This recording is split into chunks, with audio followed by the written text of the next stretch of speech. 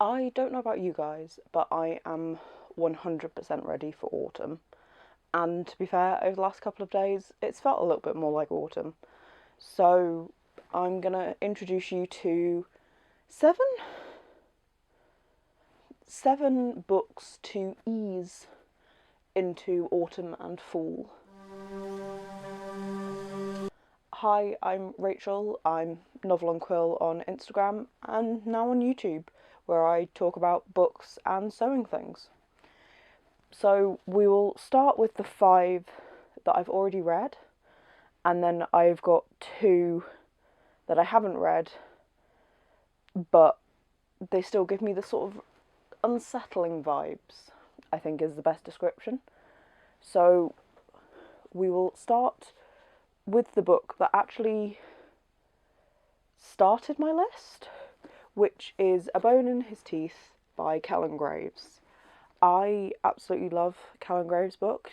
You may recognise the name from the Fae book video I released a couple of weeks ago. This is mermen or sirens, and we have queer characters in a very creepy town that holds lots of secrets, and it just gives a really atmospheric vibe while being quite creepy, with a lot of mystery elements. But yeah, I just think it's really good. I kind of read this whatever time of year because I think it works in summer as well as winter, but I think it's set more in like autumn maybe or winter. I'm not actually entirely sure, to be fair, but I definitely think it gives that creepy vibes if that's what you're looking for.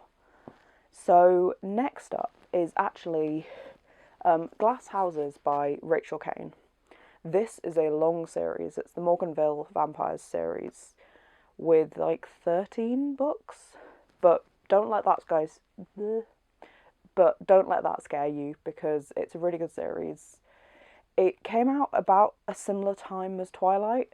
I think it doesn't seem to have had the legacy that Twilight has, but I would still highly recommend it, especially if you like that sort of unsettling vibes, because there are times in the series that are genuinely quite scary, considering it is YA. It has that small college town vibes, well, American small college town vibes, where something just isn't quite right. And in the first book, you don't really know what isn't right. I mean, you kind of find out by the end of it, but it definitely, it's just, I think, a really good book to ease into unsettling and spooky vibes because it's set about this time of year when she moves to college, and yeah, she's this amazingly talented, intelligent person who is suddenly faced in a world where nobody likes her and something just isn't right. So, yeah, I think it's perfect for this time of year with that sort of unsettling, easing, easing vibes. Which actually leads me on to my next one, which I've talked about multiple times, but it's A Marvellous Light by Freya Marske. Now, I love that this has mystery elements with the curse and that, and while I wouldn't necessarily call it spooky or scary, I just think this is a collection of books to ease you into the spook. We don't need to go full out horror yet. We are only in September. But I just think this is quite a good book to sort of get you in the mood. And it's queer, we have magical mazes, we have curses, we have mysteries. The next two books are sort of alternative histories, which I really like. The first one is The Kingdoms by Natasha Pulley. Now, this one is actually quite unsettling. It's quite confusing, but I think that only adds to the narrative and only just improves it. We are set in a world where there is a French Empire because Napoleon won, and it's very backwards and forwardsing and atmospheric and confusing and just just unsettling. I know I keep reusing that word, but it is. And so, yeah, I think it is just a really good book to sort of ease the transition. Or, as I said, it's also really atmospheric, and I love Natasha Pulley's writing in this book. So on with our alternative histories, we have Wolf by Wolf by Ryan Graudin. Graudin? Which is a book that I hardly see talked about on Bookstagram. I literally can think of one other person who I've seen talk about this book series. And I think it's a really good book. It's definitely a little sidestep from spooky Unsettling, but I just think you should read it. We're set in a world where the Nazis won the Second World War, and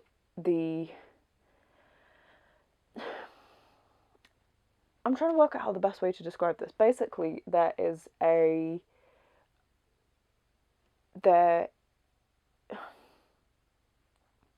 motorbike race, and the prize of winning the motorbike race is meeting Hitler.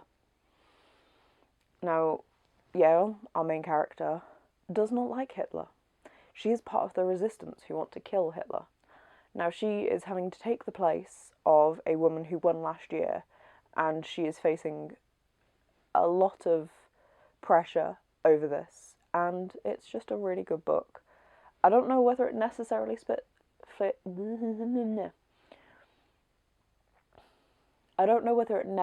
fits into our unsettling description, but also I just find alternative histories quite unsettling anyway, and the idea that our world could be so vastly different if small changes happened.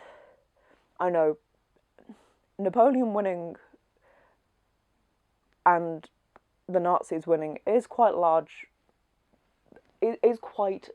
pivotal moments in history, but it's also quite small and insignificant in the wider scheme of things when you think about it. But yeah, I just think it's a really good book, and it is scary at times. Not necessarily horror, but just on having you on the edge of your seat because you really want her to win and you really want her to survive when it doesn't necessarily feel like she's going to, which is why I've included it.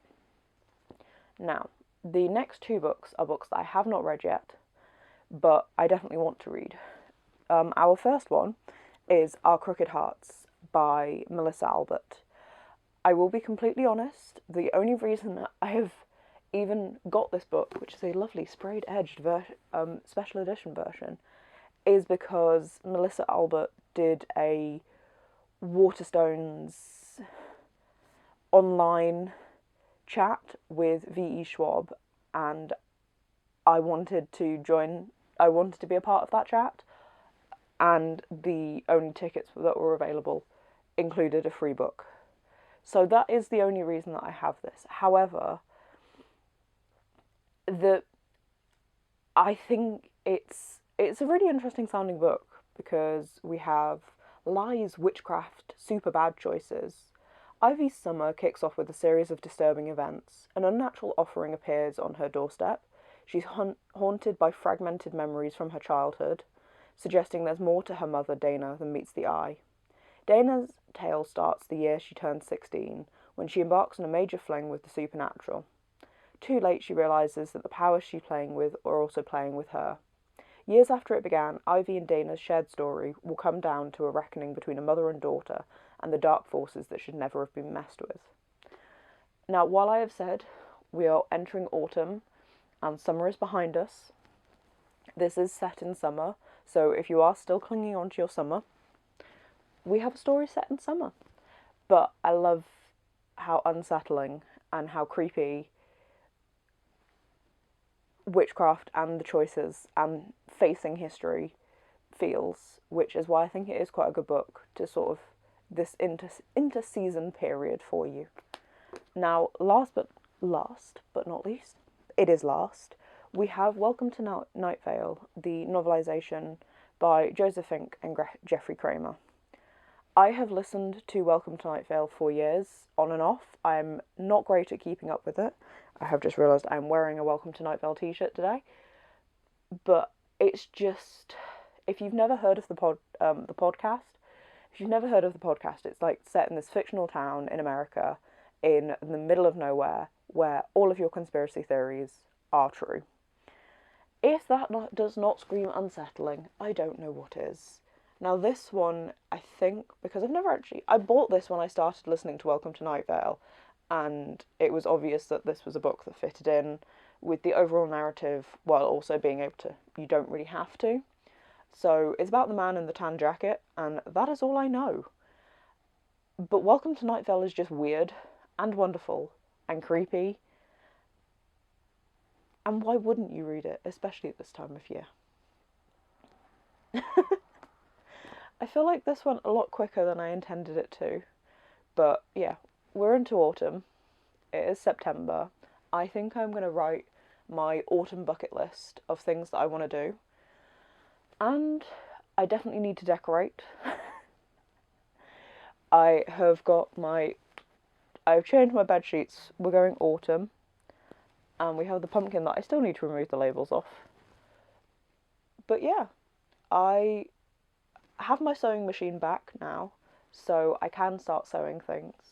My next project was going to be a Wednesday Addams dress that was supposed to coincide with the release of the rest of Wednesday, which, because my sewing machine did not return that quickly and it desperately needed to go in for a service, I haven't done. And then I went to Paris, which was really good fun. So I'm not entirely sure what sewing project I'm going to do next, because I've got one in the wings that I'm still kind of working on, but it's quite summery, and I'm going to finish it, but I don't know whether I feel that into it now. So I've got a few things, but yeah, they seem quite summery, and I don't know whether I'm ready to deck out in all the really heavy winter fabrics just yet. So I will work out what I'm going to do. But yeah, I guess until next time, I will see you then. Oh god, the camera's too far, oh no, the camera's too far away and there's too many books. But until next time.